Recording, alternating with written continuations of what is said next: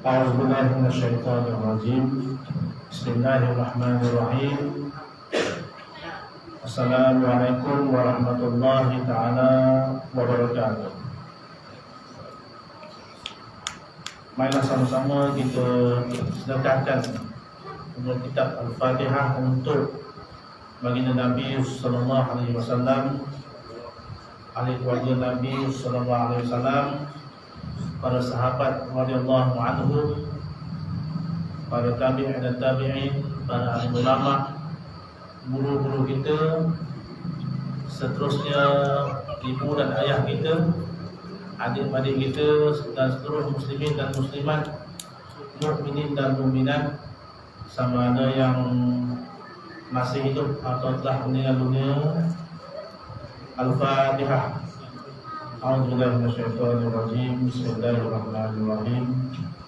Alhamdulillahirabbil alamin, arrahmanir rahim, maliki yaumiddin. Iyyaka na'budu wa iyyaka nasta'in. Ihdinas siratal mustaqim, siratal ladzina an'amta 'alaihim ghairil maghdubi 'alaihim waladdallin. Amin. Alhamdulillah.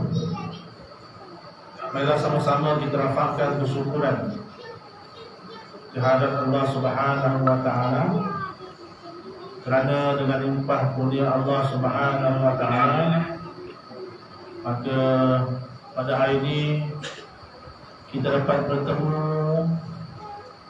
di rumah Allah Subhanahu wa taala. Untuk makluman, saya dah lama tak masuk ke Batu Baghdad ni. Jadi hari ni excited sangat. Keluar betul gampang tadi, kodong-kodongnya pakar lah. So sampai kanan, ambil kanan, tengok-tengok, macam mana aku dah sampai ke kapal resort ni.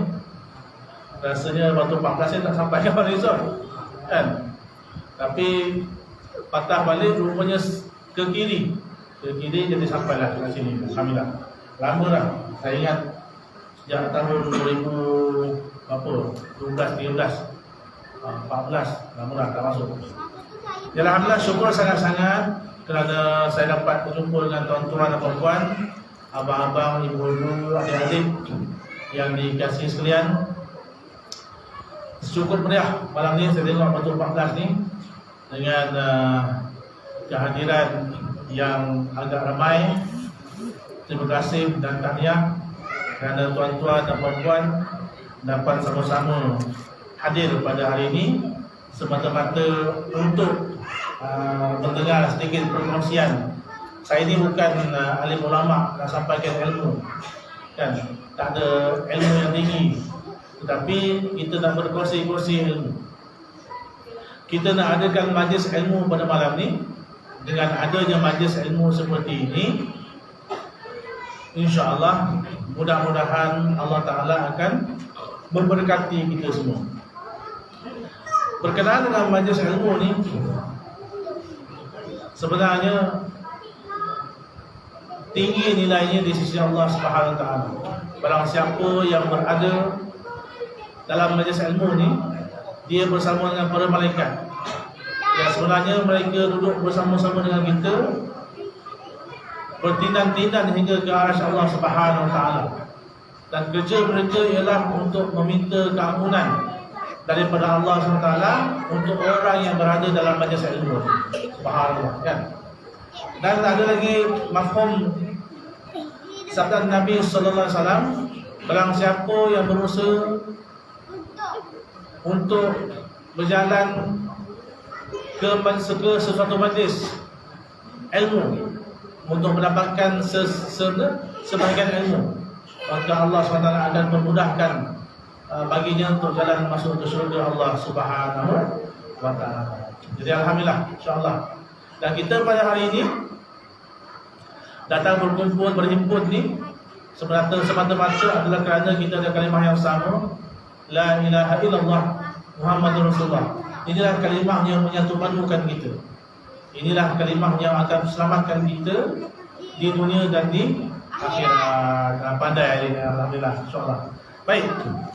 Tuan-tuan dan puan-puan, yang dirahmati dan dikasihi Allah Subhanahu wa taala sekalian. Insya-Allah tazkirah ni tak lama.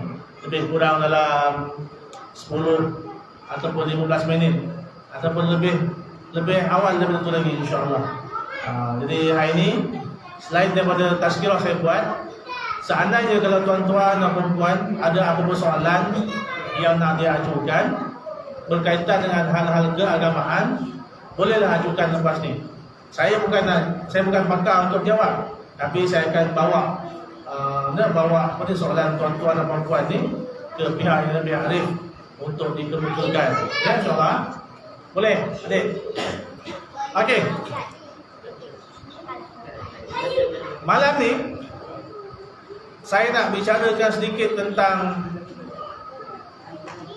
tanda-tanda orang itu beriman kepada Allah Subhanahu wa taala.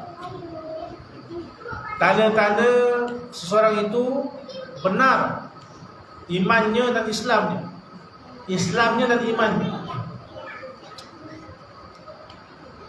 Sebab Allah Taala beritahu dalam Quran, "Inna akramakum indallahi atqakum." Sesungguhnya yang paling mulia di sisi Allah Subhanahu wa taala ialah orang yang paling bertakwa kepadanya. Bertakwa kepada Allah Subhanahu wa taala. Allah Subhanahu wa taala tak sebut bangsa apa paling mulia. Allah Taala tak sebut Arab ke, Cina ke, India ke, Melayu ke, asli ke, tak sebut. Sebab Allah Taala sebut inna akramakum indallahi atqakum. Sesungguhnya yang paling mulia di sisi Allah ialah orang yang paling bertakwa. Takwa ni apa tuan-tuan dan puan-puan? Takwa ni ialah berusaha sedaya upaya untuk laksanakan perintah Allah Subhanahu wa taala dan berusaha sedaya upaya untuk tinggalkan larangan Allah Subhanahu wa taala. Maka sebab itu baik siapa pun dia, apa pun bangsa dia, kalau dia tak berusaha untuk melaksanakan perintah Allah Taala, kalau mereka tidak berusaha untuk tinggalkan apa larangan Allah Subhanahu wa taala, maka mereka tidak akan mendapat kemuliaan di sisi Allah Subhanahu wa taala. Baik, tuan-tuan dan puan, hari ini kita nak bincangkan sedikit tentang macam manakah seorang yang Islam dan beriman itu, yang dikatakan bertakwa kepada Allah Subhanahu wa taala. Antara tanda-tandanya ialah orang yang bertakwa kepada Allah Subhanahu wa taala ini, tandanya apa dia tuan-tuan? Apa dia adik? Solat. Raya sedekah. Apa dia? Sedekah. Puasa dan macam-macam lagi. Okey, baik. Hari ini saya nak bincangkan khusus tentang macam mana kita sebagai seorang Islam ni nak menjaga keimanan dan ketakwaan kita kepada Allah SWT.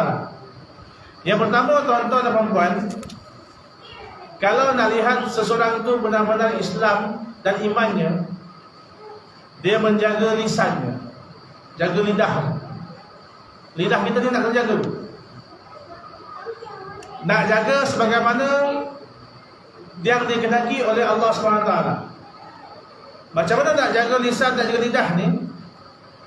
Dia menghindarkan daripada percakapan dusta. Apa maksud dusta? Bohong. Pernah tak ada bohong dekat ayah?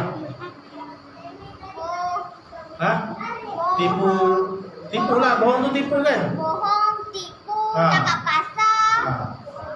Jadi orang yang betul-betul beriman, yang Islam dan beriman, dia jaga lidah daripada pertama berbohong, dusta. Pertama bohong, dusta. Yang kedua, ribah. Apa maksud ribah? Ribah ni dalam bahasa Arab.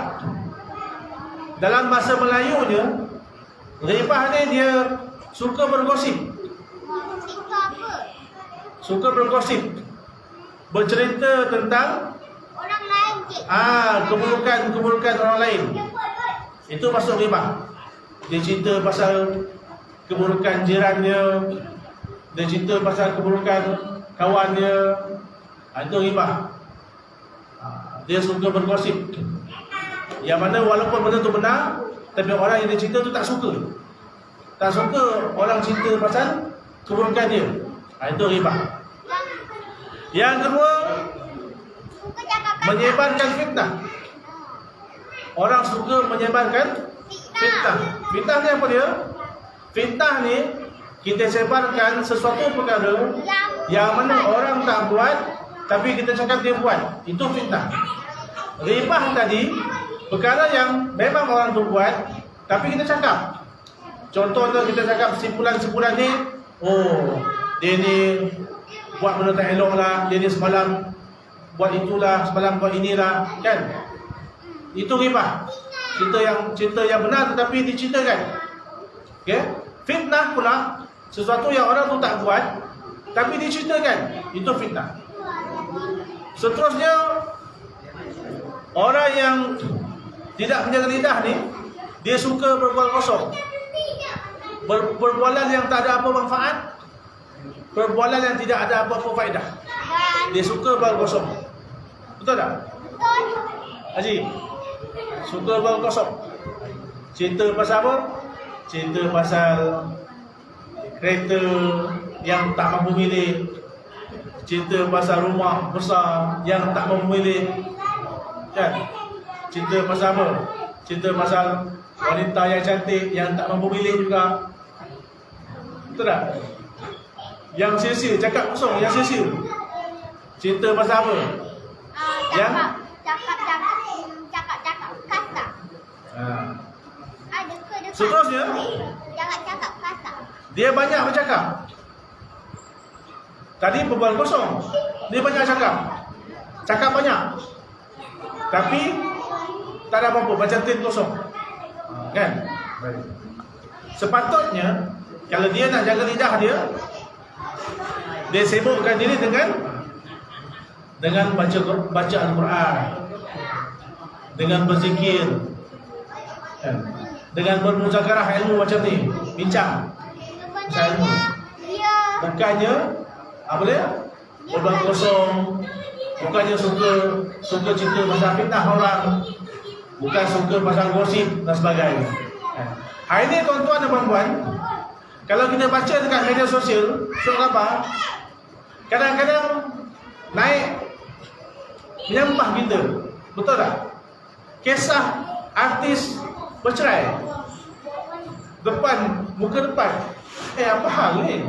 Kisah artis bercerai, kan?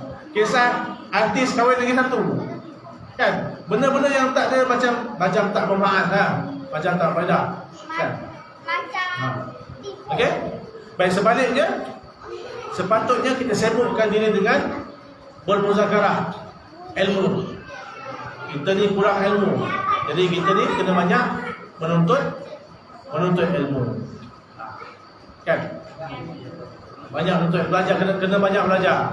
Tuan-tuan dan puan sini, abang-abang ada kakak-kakak dekat sini, semua ada kelas juga. Kelas tentang kelas agama. Hari apa sini ya? saya tak Adalah seminggu ada berapa kali kelas? Ada 3 kali kelas, kan? Jadi elok akad datang ramai-ramai untuk belajar ilmu kita, belajar ilmu agama. Mana-mana yang masih belum tahu baca Al-Quran, belajar ilmu Al-Quran. Nak semayang, belajar ilmu tentang semayang. Sebab Allah Ta'ala beritahu tadi, saya dah bacakan ayat pertama tadi, yang paling bertakwa itu ialah yang paling mulia di sisi Allah ialah yang paling bertakwa. Dia tak kira bangsa, kan? Dia tak kira bangsa orang asli ke, orang Melayu ke, orang India ke, orang Arab ke, yang paling mulia di sisi Allah ialah paling bertakwa. Takwa dia ialah, sebagai saya sebut tadi, ialah dia cuba laksanakan segala perintah Allah dan cuba tinggalkan segala larangan Allah Subhanahu wa taala. Kan? Baik. Itu antaranya kita sebagai orang Islam. Sekarang ni ramai tak yang tak jaga lidah? Ramai tak yang tak jaga mulut? Ramai kan? Baik. Terutama kita lah orang Islam ni. Orang Islam ni kita tengok mana satu yang jaga lidah, mana satu jaga mulut. Betul tak? Kalau lah dia tu tak berapa jaga lidah dia, tak berapa jaga mulut dia, kena belajar, kena apa? Kena amal. Kena menghayati lagi agama. Jangan kita kadang-kadang bila nak marah, bila kita nak tak puas hati, mudah hanya mulut kita untuk mengata. Betul tak? Islam ni dia ajar kita ajar yang baik. Kalaupun kita nak marah, Nabi beritahu dia, Nabi sunnah Nabi, kalau Nabi nak marah, dia akan tahan kemarahan dia. Jadi ini yang kita nak belajar. Yang kita nak belajar, yang kita nak usaha supaya lidah kita ni benar-benar menjadi lidah seorang yang beragama Islam. InsyaAllah. Boleh? Jadi ada kesan-kesan buruk. Ada kesan-kesan buruk kalau kita tidak menjaga lidah. Kan? Contohnya tadi kalau kita suka bergosip, suka menceritakan tentang keburukan orang. Orang tak buat pun kita cerita. Ada kesan-kesan buruk yang akan kita dapat. Antaranya ialah bila kita bercerita cerita yang tak betul, dia akan merosakkan hubungan antara kita. Cerita-cerita tak betul ni Haji, dia boleh merosakkan hubungan. Contoh kalau kita kata ketua zon tu begitulah, beginilah, maka anak-anak dalam zon tu pun dia akan dapat satu persepsi, oh, ketua tu dia tak elok. Terus dijadikan sebagai satu benda yang tak bagus. Maka tinggalkan persepsi buruk. Kalau kita kata pada ketua kita, sedangkan ketua kita tak macam tu, tapi kita kata ketua kita buruk. Seterusnya, dengan ribah ni, gosip ni, dia boleh merosakkan reputasi seseorang. Reputasi dia dirosakkan dengan kita memburuk-burukkan dia. Dia tak buat pun kita kata dia buat. Dia tak minum arak pun kita kata dia ni tadi minum arak. Dia tak mencuri pun kita kata dia mencuri. Maknanya orang tu telah diburukkan. Dia memburukkan seseorang. Seterusnya,